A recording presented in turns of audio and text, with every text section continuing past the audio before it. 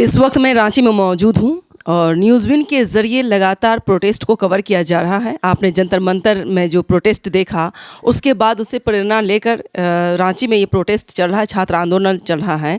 हेमंत सरकार को पूरी तरीके से घेरा जा रहा है क्योंकि छात्रों का मानना है कि लंबे वक्त से जेएसएससी में धांधली चल रही है, सीजेल में धांधली चल रही है। अभय तिवारी के नाम से जो हैं वो बहन हो, साली हो, पूरी लड़कियां जो है छात्रा है वो प्रोटेस्ट में पोस्टर लेकर के आई हुई थी, मैंने दिखाया न्यूज़विन के ज़रिए। लेकिन सवाल ये है कि इस आंदोलन के पीछे क्या वजह रही है और आंदोलन की शुरुआत कैसे हुई है, ये बेहद जानना ज़रूरी है हम सभी को।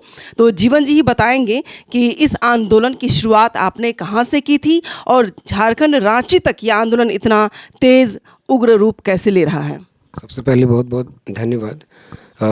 मैं बताना चाहूँगा कि असल में ये आंदोलन जेपीएससी का आंदोलन था। शुरुआती दौर पे जब ओएमआर जो है एक सौरभ छात्र का ओएमआर जब वायरल हुआ तो कहीं ना कहीं लोगों के बीच में ये चीज़ें स्पष्ट हुई कि जब एक स्टूडेंट जो 40 से 45 क्वेश्चन अटेम्प्ट करता है और उसका रिज़ल्ट होता है पीटी में, तो इन चीज़ों से संदेह बढ़ता है और इसी संदेह के आधार पे ये आंदोलन की शुरुआत होती है जेपीएससी को ठीक करने और जेपीएससी पीटी के एग्ज़ाम के रिलेशन में। रांची में भी देवेंद्रनाथ महतो जो स्टूडेंट लीडर हैं वो यहाँ से आंदोलन का शुरुआत की। हम लोगों ने हज़ारीबाग से आंदोलन की शुरुआत की और फाइनली 29 जुलाई को कॉल हुआ कि पूरा ये मूवमेंट जो है वो स्टेट लेवल का होगा। स्टेट लेवल का इसीलिए क्योंकि इस बीच में जो जानकारियाँ निकल के आई अखबारों के माध्यम से, CID के रिपोर्ट के माध्यम से कि TDPL जो कि एक ब्लैक लिस्टेड कंपनी है, उसी के द्वारा ये परीक्षाओं का आयोजन किया गया और इसके पहले बहुत सारी परीक्षाएं थी जो इसी कंपनी ने ली थी, जिसको कि अदर स्टेट में तो ब्लैक लिस्टेड है, यहाँ तक कि झारखंड के जेएसएससी ने भी इसको ब्लैक लिस्टेड करके रखा है और वो ब्लैक लिस्टेड कंपनी से ही अधिकारी बनाने वाली परीक्षाओं का आयोजन करवाया जा रहा है। तो ये चीज़ें बाहर आई। साथ ही साथ जो जानकारियाँ निकल के आई कि अभय तिवारी, भरत तिवारी, अभय तिवारी जो नाम है उनका, वो एज अ मार्केटिंग मैनेजर काम कर रहे थे यहाँ पे इस कंपनी में। और सबसे बड़ी बात जब सामने आई, जब ये आंदोलन का रूप बड़ा हुआ, इसमें ये चीज़ें निकल के सामने आई कि ये व्यक्ति वह व्यक्ति है जो कि जेएसएससी सीजीएल परीक्षा में टॉपर रैंक में रहा है, पीजीटी की परीक्षा में टॉपर रहा है, इसी तरह जेएसएससी की और भी जो बड़ी बड़ी परीक्षाएं हुई या जेपीएससी की परीक्षाएं हुई उन तमाम परीक्षाओं में वो टॉपर रहा। इसके साथ और भी चीज़ें जो सामने निकल के आई कि केवल ये व्यक्ति नहीं बल्कि इसके रिश्तेदार, भाई बहन, फूफा का बेटा या फिर और भी रिलेशन रिश्तेदार, उनको भी इन्होंने नौकरियों में शामिल कराया, वो भी बड़े बड़े रैंक में। तो कहीं ना कहीं इससे अंदेशा हुआ कि केवल ये जेपीएससी का मामला नहीं रहा, ये जो कड़ी है जेपीएससी के साथ साथ जेएसएससी से भी जुड़ा हुआ है। और इन चीज़ों को जब देख करके चीज़ें समझ में आई कि कितने गहरे तरीके से मतलब जेपीएससी और जेएसएससी में भ्रष्टाचार हो रहा था, जहाँ पे कर्मचारी से लेकर के अधिकारी इस चीज़ में शामिल था। श्वेता गुप्ता जो जेपीएससी की कंट्रोलर थी, जो संभाल रही थी एग्जामिनेशन डिपार्टमेंट को, वो खुद इसमें शामिल हो गई। तो सोचिए जो परीक्षा करा रहे हैं, जो परीक्षा कराने वाले लोग हैं, वो अगर इस तरह की चीज़ें कर रहे हैं तो यहाँ पर पारदर्शिता का तो खैर सवाल नहीं बचता है। अच्छा, आपकी जो मांगे हैं उसमें से 90% मांगे पूरी कर ली गई है, मान ली गई है सरकार के द्वारा, तो क्या इसके बाद भी आप लोग प्रोटेस्ट को कंटिन्यू करेंगे या रोक देंगे? पहली बात तो जिनके द्वारा ये बात बोला गया है वो पूरी तरह से गलत है, टोटली मनगढ़ंत है। पहले तो उनको ये जानकारी होनी चाहिए कि हमारे मुद्दे क्या थे और उनकी जो सहमति हुई है और जो हमारा मांग था वो सहमति में बहुत अंतर है। क्या क्या मांगे हैं, कुछ नाम बताएं। सबसे पहले हमारा मांग को 3 भागों में हम लोग बांटा है। पहला है आपका रद्द यानी कौन कौन सी परीक्षाएं, तो JPSC 14th, backlog 11 to 13th और जेएसएससी सीजीएल परीक्षा ये रद्द हो। साथ ही साथ इसमें जो ब्लैक लिस्टेड कंपनी है TDPL, वो जिस परीक्षाओं को करवाया है उन तमाम परीक्षाओं को रद्द किया जाए। तीसरा जो अभय तिवारी नामक व्यक्ति जिन जिन परीक्षाओं में टॉपर रहा है या अभी वो सिलेक्टेड है, उन तमाम परीक्षाओं का रद्द किया जाए। ये रद्द की मांग और रद्द करने के बाद ही जांच की प्रक्रिया को शुरू किया जाए, क्योंकि अगर परीक्षाएं रद्द नहीं होती तो ये पूरी तरह से पूरा प्रभावित करने का प्रयास किया जाएगा। लेकिन मैं इसी विषय के साथ एक चीज़ ये जोड़ना चाहूँगा कि इसमें जेन्युइन स्टूडेंट्स के खिलाफ ये आंदोलन नहीं है कि जेन्युइन स्टूडेंट जो सिलेक्टेड हैं ये ना समझे कि ये आंदोलन उनके खिलाफ हो रहा है। ये आंदोलन उन लोगों के खिलाफ है जो झारखंड के जेपीएससी और जेएसएससी को पूरी तरह से भ्रष्ट कर चुके हैं, उनकी जड़ों को पूरा खोखला कर चुकी है। और हम लोग ये भी अपील करेंगे कि सरकार पहले तो जांच करे और उन हमारे जैसे जो जेन्युइन स्टूडेंट जो सिलेक्टेड नहीं हो पाए हैं, साथ ही साथ जो जेन्युइन स्टूडेंट सिलेक्टेड हैं उनके भी भविष्य का रक्षा करने का काम करें। तो आप लोगों को मैंने जो प्रोटेस्ट में पूछा है सभी छात्रों से, आंदोलनकारियों से, कि सीआईडी जांच चाहिए या सीबीआई जांच चाहिए, तो उन्होंने कहा सीआईडी तो खुद भ्रष्ट है, हम लोगों को सीबीआई जांच चाहिए। आपको क्या चाहिए? बिल्कुल बिल्कुल, ये सही बात है कि हम लोग सीआईडी से तो जांच नहीं चाहते। इसका पीछे रीज़न है कि सीआईडी खुद सरकार की एक एजेंसी है और ये सरकार ने खुद सत्यापित किया है कि छात्र सीआईडी पे भरोसा ना करें, क्योंकि आपको पता होगा इससे पहले जेसीसी सीजेल में भी सीआईडी का गठन किया गया था।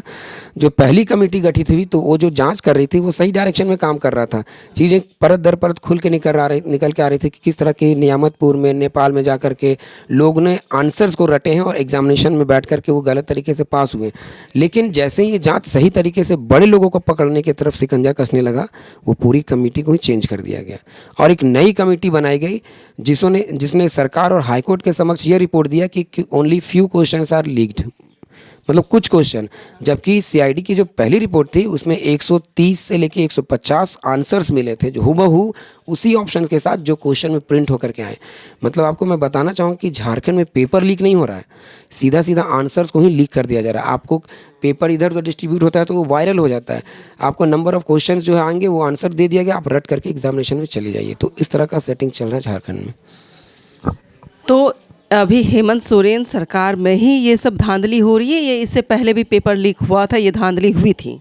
देखिए, धांधलियाँ जब से झारखंड बना है उस समय से हो रहा है। ये मैं इसलिए बताना चाहूँगा कि आप जेपीएससी 1 जेपीएससी 2 देखेंगे तो उसमें भी बड़े पैमाने पे धांधलियाँ हुई और उस तमाम धांधलियों में अभी जो वर्तमान की सरकार है, जो पूर्ववर्ती सरकारें रही हैं, उनके नेताओं के भाई भतीजा भाभी इसी तरह का रिश्तेदारों को जो नियुक्ति हुआ है, तो सरकारें जो भी जिस समय रही वो क्यों आवाज़ उठाएगी छात्रों के फेवर में, क्योंकि कहीं ना कहीं वो खुद ही इन्वॉल्व रही हैं इन सारे पेपर लीक में, धांधलियों में।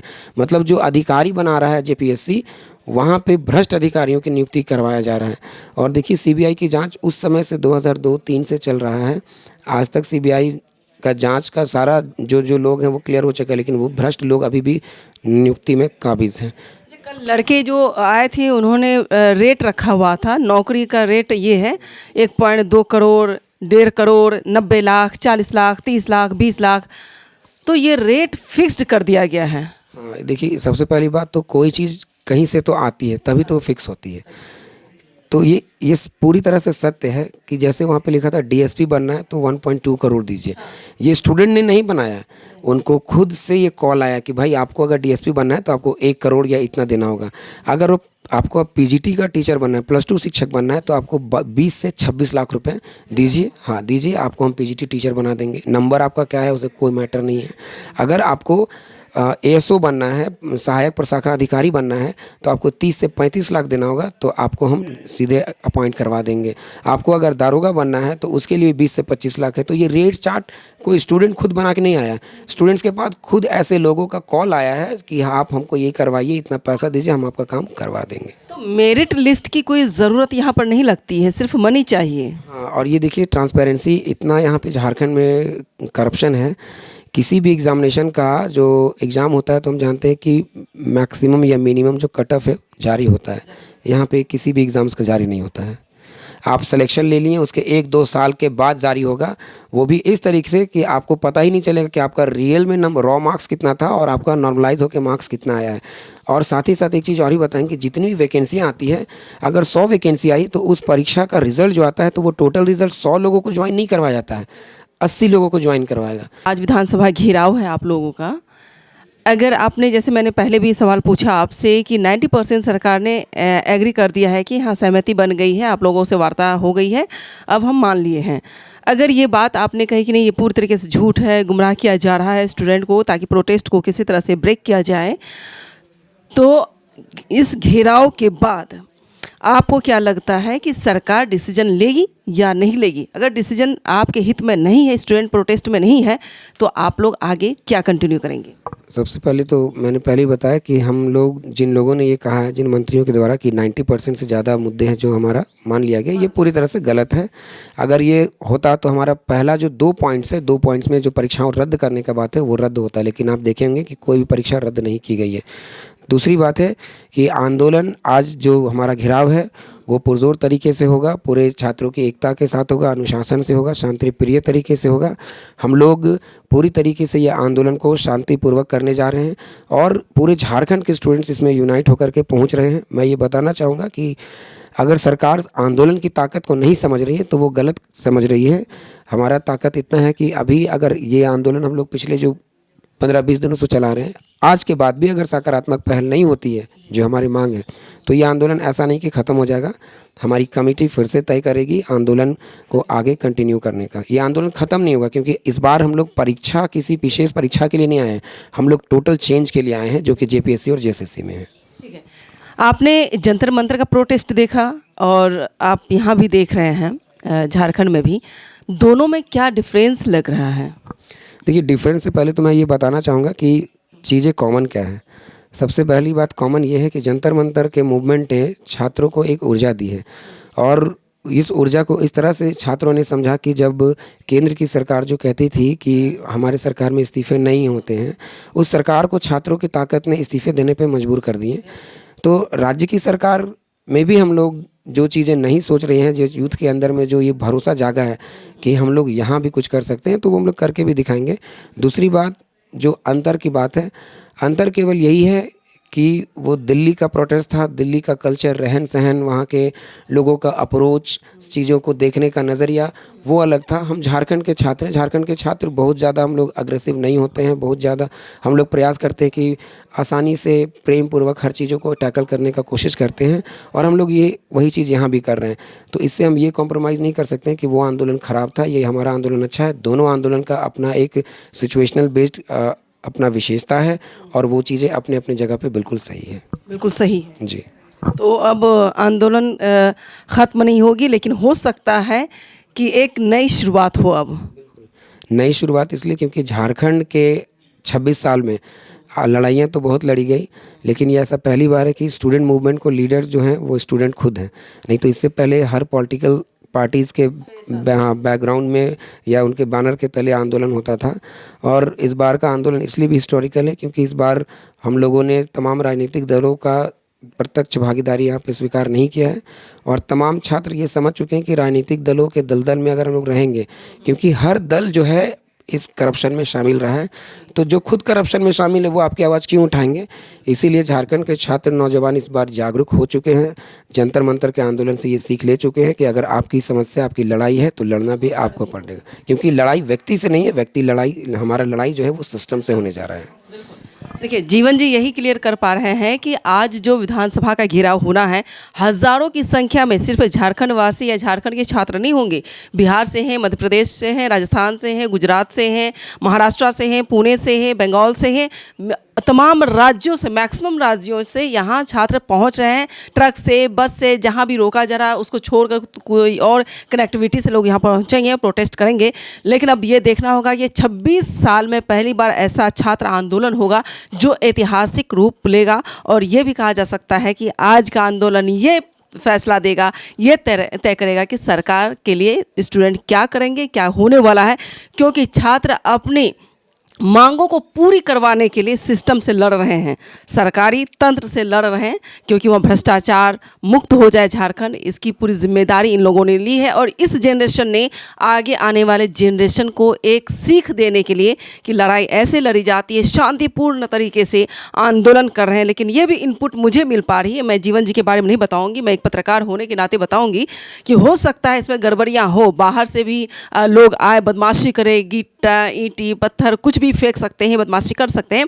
लेकिन ये लोग हैं पूरे अलर्ट मोड में रहेंगे, प्रशासन भी पूरी तरीके से सख्ती से मौजूद है, यहाँ पर किसी तरह का बवाल ना हो। जिस तरीके से आपने देखा था जंतर मंतर में छात्रों पर किस तरह से लाठी चार्ज किया गया था, आंसू के गोले दागे गए थे और कितने छात्र, कम से कम 150-200 जो लड़के थे, लड़कियाँ थी, वो हॉस्पिटल में एडमिट हो गई थी क्योंकि बहुत ब्रूटल तरीके से उसको पीटा गया था किसी, और पुलिस की जो लाठी थी उसमें कील डाले गए थे, उससे मारा गया था। और आपने देखा होगा सिविल ड्रेस में कुछ लड़के थे, वो लाठी से पीट रहे थे, लड़कियों को मार रहे थे।